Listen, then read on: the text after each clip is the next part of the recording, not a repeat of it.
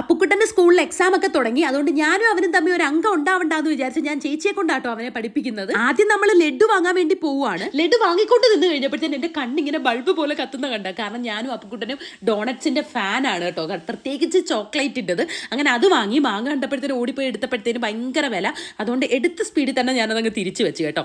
അമ്മയ്ക്കാണെങ്കിൽ dragon fruit പ്രിങ്ക് കഴിക്കണം എന്നും പറഞ്ഞ് അപ്പൂനോട് പറഞ്ഞു വിട്ടോണ്ട് അപ്പു എന്നോട് മറക്കാതെ അമ്മൂമ്മയ്ക്ക് അത് വാങ്ങണേന്ന് പറഞ്ഞു. പിന്നെ ഞാൻ ഇങ്ങനെ ബാസ്ക്കറ്റ് വാങ്ങി കേട്ടോ. അപ്പുക്കുട്ടനാണെങ്കിൽ വരച്ച് മുറി മൊത്തം അങ്ങ് പേപ്പർ വലിച്ചു വാരിയിടുകയാണ്. പിന്നെ അതിന് ക്വാളിറ്റി കുറവായതുകൊണ്ട് അത് എടുത്തില്ല. നമ്മൾ വളരെ നേരത്തെ ചെന്നുകൊണ്ട് തന്നെ കടയൊക്കെ വേഗം അടച്ചു. പിന്നെ ബാക്ക് സൈഡിൽ കൂടെയാണ് ഇറങ്ങിയത്.